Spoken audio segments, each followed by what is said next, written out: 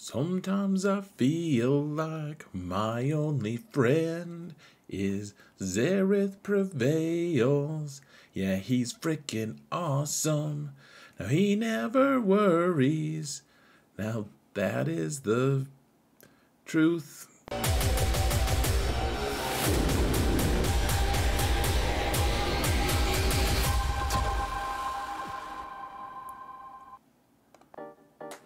Hello everyone, and welcome to another episode of Xaereth Prevails, a grand arena story, folks. We're in the third match of season, 39. We've been doing a lot of this for a long time. We're doing 5v5, we're undefeated, have a chance to get into the top 20-ish? I forget, we're in the 30s right now, 20s? I don't remember, guys. I think we're number 22 when we go into this match. So let's jump into it soon. Before that, I want to just say thank you guys so much to all of my patrons. You guys are amazing people, and I couldn't do what I do without you guys. Thank you so much. It is truly very, very, very appreciated. Thank you guys so much. And guys, remember, if you want to support this channel for free, all you've got to do is like, subscribe, comment. Try to mount the algorithm, guys, before it mounts you. It's a game. Who can mount the other first? It's a rare game CG doesn't want you to know about. Let's get going, guys. So we're facing Axel, who's he's been a friend of the channel here and there, at least. He hangs out on the Gambit server, Discord server and stuff, and he's got a really big account, a lot of really good stuff. He does not have Reva. I have Reva. He does not, but you know, he's got teams I don't have, which you'll see in a little bit. I think the thumbnail showed some Tuskens doing some dirty things to people. So, yeah, this is his roster. He's got more relics. I have more datacrons, which is nice, I suppose. He actually has a few datacrons I'm fairly jealous of, though. So, yeah, let's just jump in here, folks. So he actually attacked first, except for fleets. He decided he was gonna wait for me to do my attacks. He failed once on my Treya squad here. He also failed not on this at all. In the back zone we have Supreme Leader Kylo in the back. You know, we had Rey in the back as well. Whatever was up top there, I forget. It was something really awesome. I think CLS maybe. And then on the top zone, he actually failed twice against my General Grievous team, making my General Grievous one of the longest, it probably is the longest streak for teams that have held for me consecutive matches. It's just, it's been messing with people, guys, for whatever reason. And then he didn't attack in my fleets, but, I mean, he attacked before I went, which is just so appreciated. Really, really, really appreciated. It's, you know, that way I can show my whole defense. It's nice. Get to show him the whole context. So he placed Lord Vader team, which is, you know, with IPD, which is scary. A Malgus team. And then there's the sortie squad here with the sortie cron, which makes them all kind of sortie difficult to beat. And then I think this is a Rey team. Yeah, Rey with armor and Cal Kestis, which is, Cal Kestis is pretty scary. And of course, Jedi Training Rey is also problematic. So Cal Kestis is actually a character I don't have either. You know, these are whale only characters right now. I'll have Cal eventually, you know, soon enough, I suppose, but not too soon. Let's see, he put Sith Eternal up top, which is surprising. He put his Grand Inquisitor team, and then look at that flex, the full Relic 8. This is not fully Relic 8, but those Tuskens, it's pretty scary. So first we gotta see if our Starkiller is up to it. And Cal Kestis dodges all of my attacks initially, making me wonder what the heck I'm doing wrong. So we need to get that, well, we needed to get, hold on. So we needed to get the, what's it called? Vulnerable on Rey. So that's the first special from Mara. That's why we dispelled where we did. And hold on a second. I had to readjust my camera. So what we did was she had vulnerable, or wanted her to have vulnerable, so that we could do crits to her, because she has a cron that makes it really difficult to crit her, which means that we can't get rid of her. What's it called? The I always forget what it's called. Inspired. by critting her, it's very difficult. So if we get vulnerable on her, then we automatically crit her, even if she has really high crit avoid. However, Jedi Training Ray dispelled that right away, and Cal Kestis is dodging like crazy, as you'll see. I don't approve. Anyways, we gotta get Rey to the point where she's in damage immunity as quickly as we can. Let's get her into damage immunity. There we go. Okay, cool. Now, if we can get Ben into damage immunity early as well, that's also pretty neat. Rey also here, though, has inspired on her, which is not wonderful. Gosh, why am I not... Okay, so I'm just targeting Cal Kestis here. Apparently, I'm just hooked on trying to get him into damage immunity. Even though Rey has been available with her inspired for a while. But I think what I'm really hoping for is to get Cal into damage immunity as early as I can. I'm just kind of disregarding the inspired on Rey there, so I don't know what my deal is. To be honest, I don't know why I'm not hitting her. There we go, finally hit her. Now I have to decide what I want to do. It looks like Ben is actually just available for death right now. We could take Ben out. Rey's just about to take a turn. So yeah, okay, let's take Ben out. Or we didn't manage it, apparently. That's no good. Alright, there's Ben. Well, he was gone. Okay. So, kind of messy so far. The one thing I did do, though, the other reason I did that, guys, was I thought that the Jedi Training Rey was going to mess with things, and she was in range to be killed by the Star Destroyer, which apparently, like, that was an observation that was accurate, at least. So, alright. Apparently, just letting the Inspired sit on Rey for a while wasn't totally destruction. And then Starkiller had a moment of awesome where he did his AoE and killed the whole town. So, good for you, Starkiller. Well done. His AoE with his Omicron is just very, very strong, folks. Now, he had Lord Vader here, and decided I would just use my Aphra to take it out, because Lord Vader is... If Lord Vader doesn't have MAUL, you can even control MAUL teams sometimes, but it's a little bit more dicey. You can use Aphra to kill Lord Vader here, and then the idea is if he has Jabba somewhere, which maybe was Jabba in his front zone, I don't remember, guys, but if Jabba's there, then we can use other things to take out Jabba. It's no problem. Okay, so IPD is going and making life difficult for us, of course. Put the armor shred on Shore Trooper just to make it easier. I think he has does he have the tank? Yeah, look at that, relic 8 on Shore Trooper. I mean, he's got a lot of relics, guys. Yeah, okay, so he did have the tank revive. So Royal Guard's back, and all right, kill Shore Trooper, wonderful. But look at how close Lord Vader is to getting his ult, and Royal Guard is acting up, to say the least. Let's try to hose him down, not working. Alright, increase cooldowns a bit. That'll be neat, I suppose. Now, if any of my droids die while Lord Vader is in ult, of course they can't be revived, and that's a mess. Royal Guard is resisting my ability to do damage to them. Kind of a mess, folks. Just kind of a mess. Remember, we do have some wiggle room. We don't have that much. He failed a couple times on a few squads, but man, it's a slippery slope, folks. If we fail against him, we have to use what, like, maybe we could use Mon Mothma to clean up or something. But this is a very challenging time. Oh yeah, he's got a third tank with crew as well, which I don't think I mentioned. But look at how close poor old BT1 is to death. He's about to die of sadness. Yep, there it goes. Alright, let's do half of the summon commando droid, man.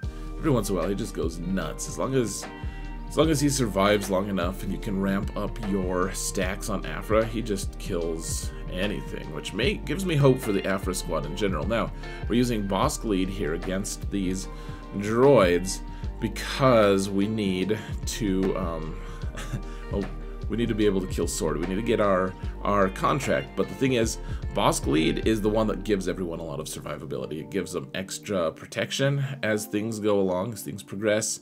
Or, like, well, from the start, not as things progress. Look at this, though. Look, this is a Relic 9 Bossk, almost dead from that frickin' Droideka. But we gotta get, so we need to get a few things to happen. So, right now you see we have Disintegrate, but Disintegrate doesn't do anything because they have that spare parts buff.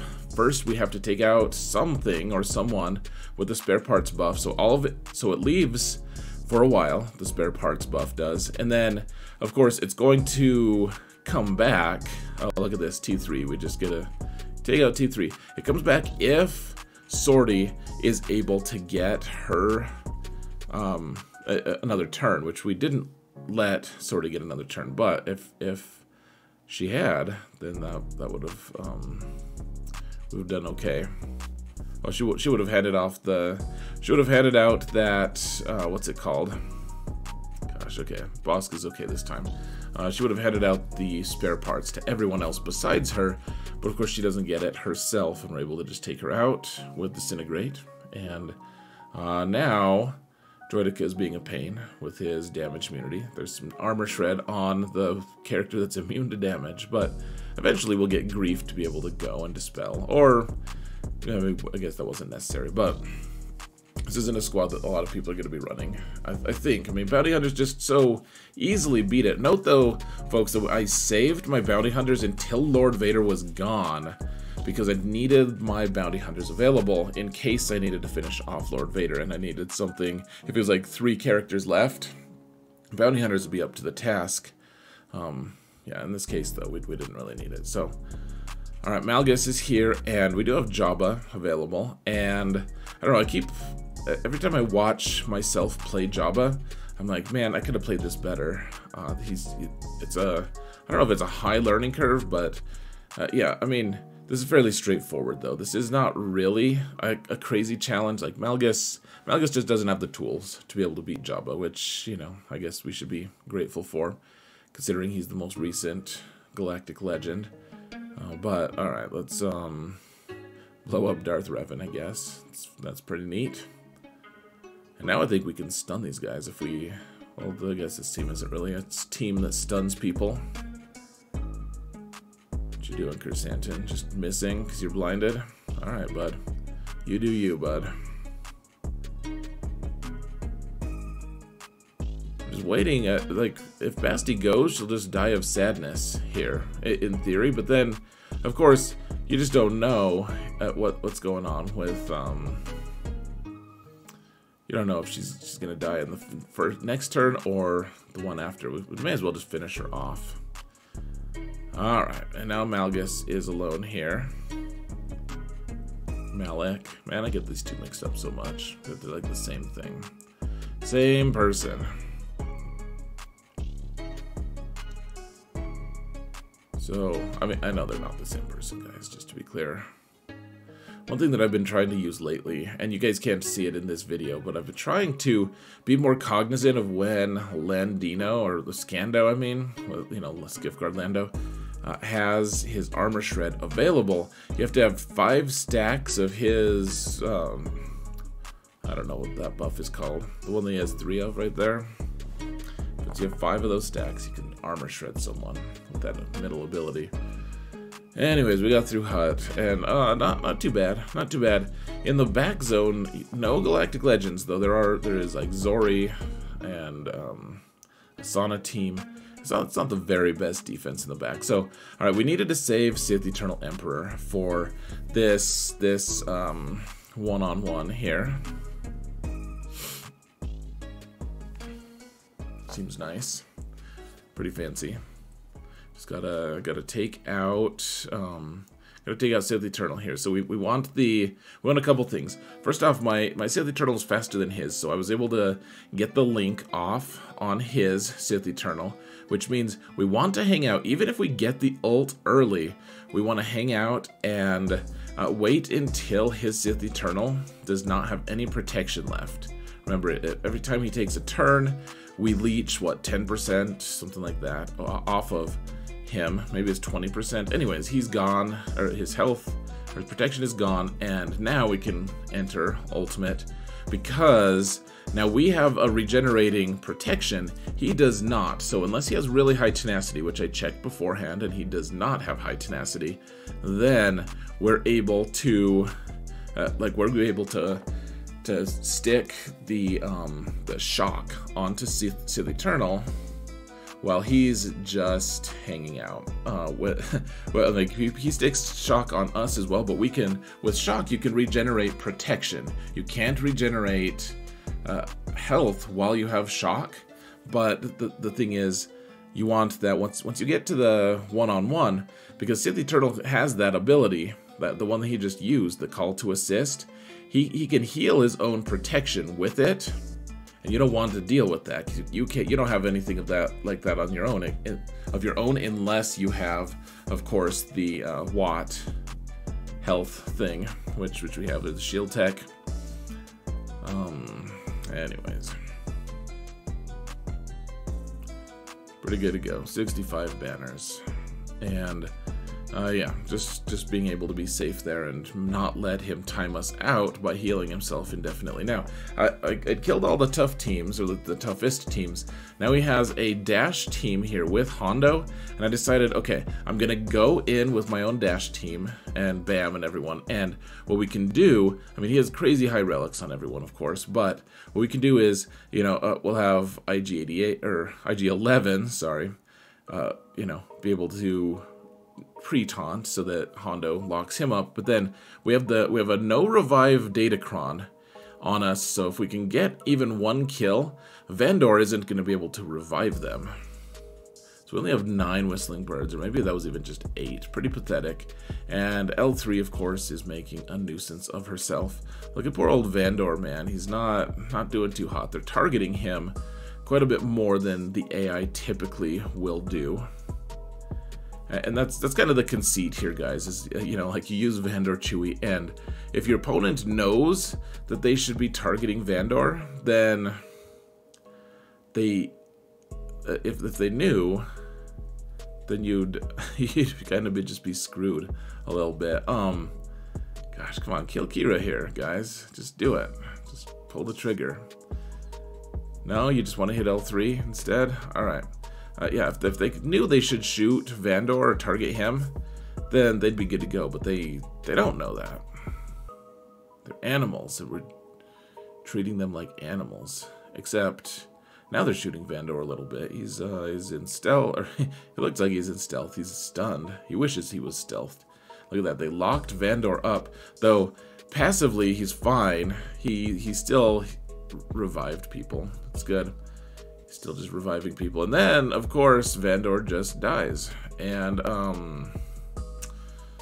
so our time here is limited. We're probably going to lose. The question is, can we kill anyone before we do indeed lose? And the answer is no. We got to back out, so not great. You know, we had some wiggle room built into this fight, into this match, but like losing our dash team for nothing is a little bit sad, to be honest. Okay. So now I decided, all right, we don't have a lot of teams left here. I do have a Reva squad left. I kept my Reva for offense here, and decided to use, I wanted to try AdRad here because he's got so many good like B level teams or A- level teams that I wanted something.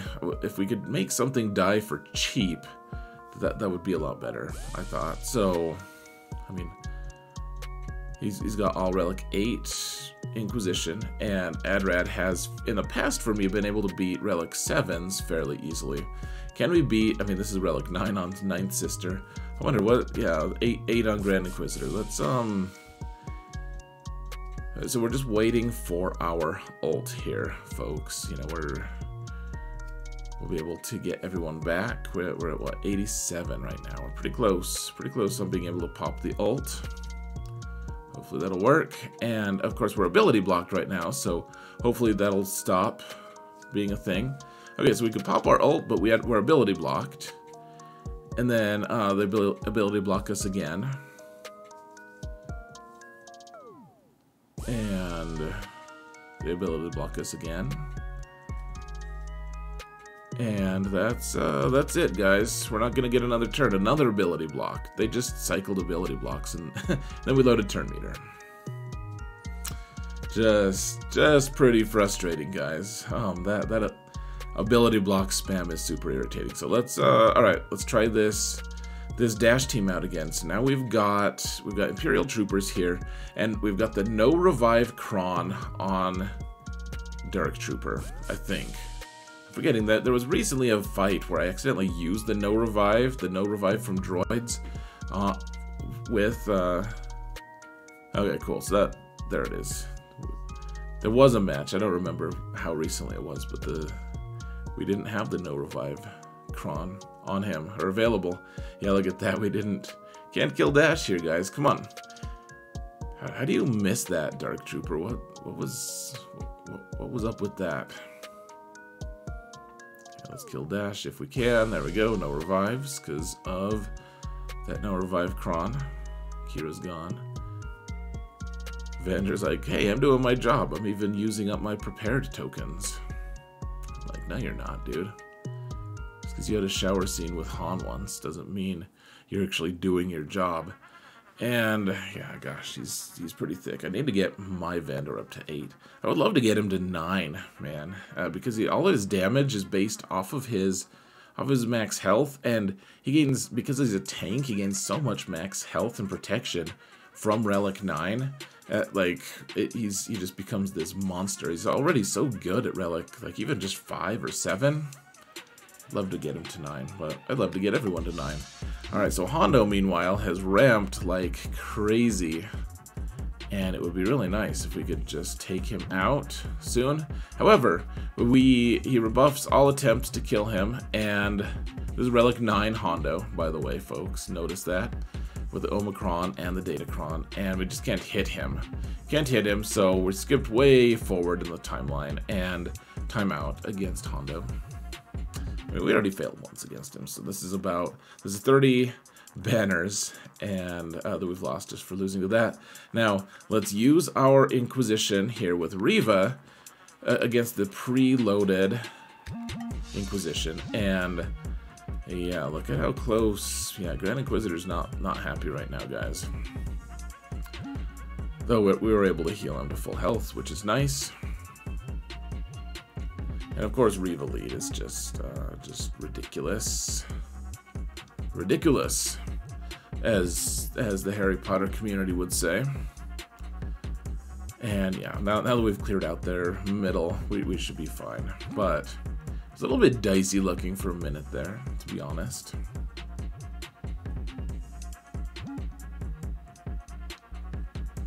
Now I'm looking, I'm like, is there anything I can use that can get me some banners back? Just reading the abilities. Look at that. And eventually, I think I just got bored. Just hit him. Bonked him on the head. Alright. We've got those Tuskens we've got to beat, but eventually... Okay, so... We still have Jedi Master Luke, of course, and he's a helpful fellow at times.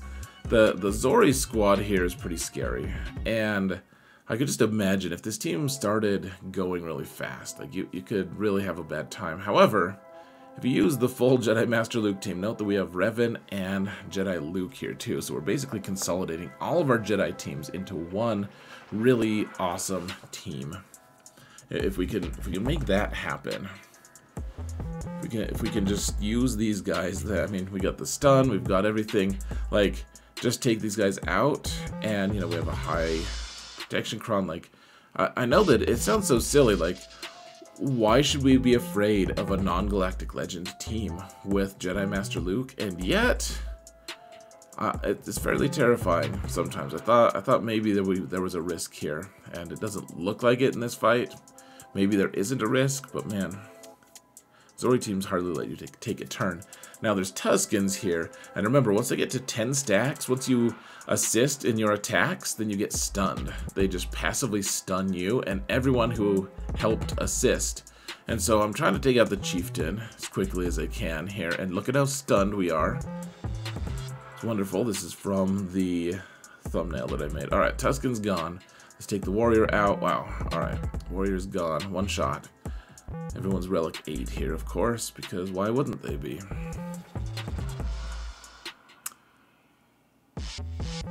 Yeah, alright. Take these guys out. Once the chieftain is gone. And the warrior. Yeah, look at poor old Django, man. Just stunned in the act of flying or something. And for all I know, he's hovering there to this day. What else do we have? We have... Oh, that's right. We have General Skywalker. I decided to use my own Zorii team here against Skywalker if I can. It's kind of a mess, because I'm kind of just button mashing, guys. I don't think this is optimized, but... yeah, the big thing is you just want to hand turns to Zorii, and then she does her first special, and... Look at how much, I mean, we're doing so much exposed damage. You don't necessarily see it in every move that we're doing, but all these are based off of, you know, just, yeah, we just want to gun these guys down. Oh gosh, we didn't quite get our trooper there. That's not fun. How much damage can General Skywalker do to us at this point is the question.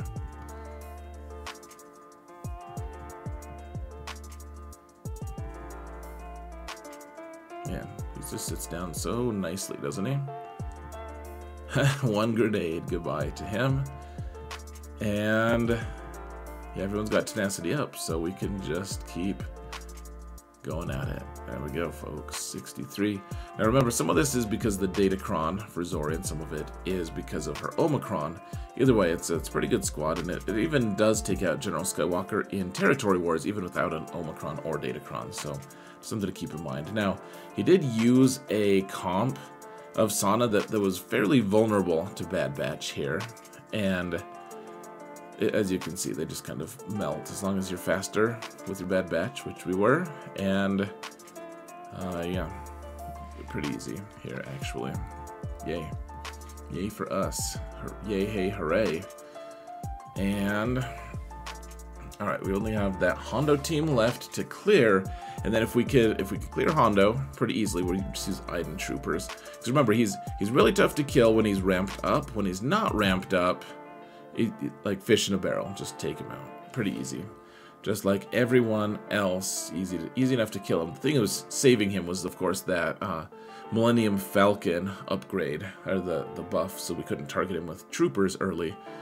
But yeah, apparently, yeah. Looking at the scores going into fleet, we are here. Let's pause that real quick. Oh, you guys can't see it now because I'm fancy. Okay, so we're ahead by what? 29. So if I can stop myself from dropping 29 total banners, we should be okay in fleets. And he didn't actually, this looked like profundity to me. I was like, man, I don't want to face profundity. There's all sorts of, you know, you can counter it, but sometimes it's pretty tough not to. But it's actually just Radis. So we use profundity here against, we use it against a team that is typically like kind of used to counter profundity, but the difference is I'm playing it, not the AI. So, alright, Vader's gone. And then, who do we take out? Like, Gar or Bomber? I decided maybe we just try to focus down Gar real quick. Which obviously didn't work, but would have been... It totally would have been really cool. Now, of course, we're set on fire, which means we can't... like, there's no assists available for anyone who's set on fire currently. Which isn't fun, but, yeah. Hopefully we can get by eventually. Maybe. Guess let's get Ghost here. That's a neat trick. We can actually... I don't know why I'm not targeting Interceptor here. I think I was just like, man, let's just try to kill Bomber if we can. So handing a turn to someone who already has a ton of turn meter isn't the best option, I think. I couldn't decide what the most advantageous one was. It felt like we had a pretty high upper hand here, though. So, yeah, there we go, 75. We didn't even blow up their ship. Fancy of us. All right, let's use our Empire here to try and kill some Geos. Look at that spy dodging the first shot. It's no fun. And then Honestly, I don't know. I think Interceptor's probably the better one. All right, targeting Spy, so the Spy can't, even if he's cleansed, go back into Stealth. Well, he can go into Stealth.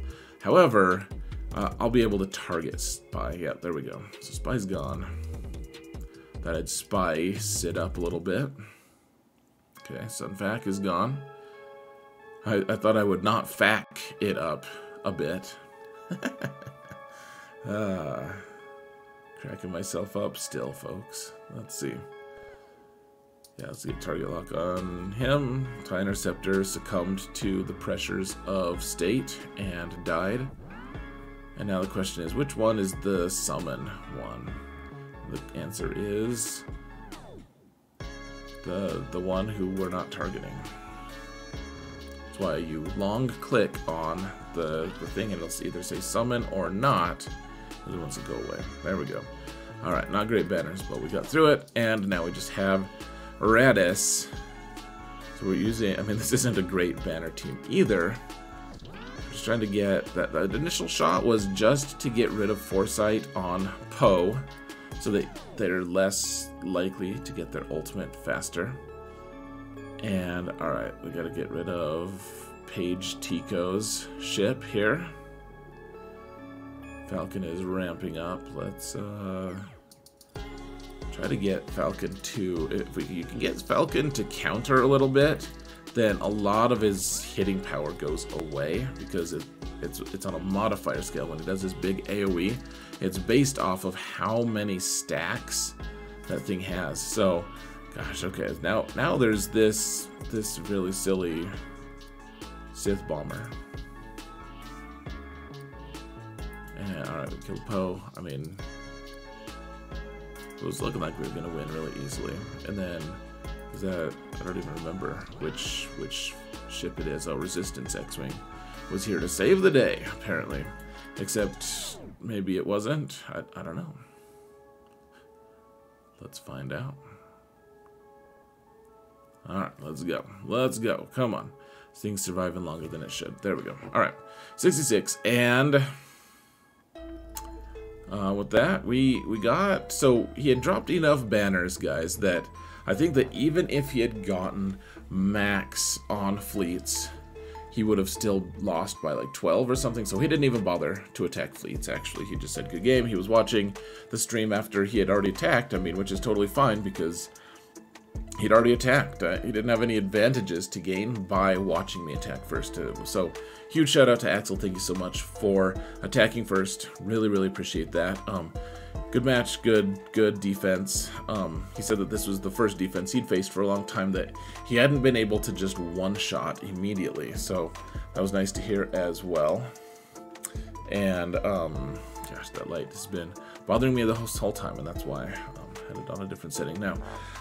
So going into the next week, it was actually, yeah, so I think I was number 14. So top or second to top group in the game, a bunch of really tough players, and I guess you guys can watch me live. I think I'm going to play the third of those matches here on the day that this is released. You guys can come and watch me on Twitch. Should be interesting. That being said, folks, I think I'm going to let you go. Thank you all so much for watching, and remember that in all things, Xaereth prevails.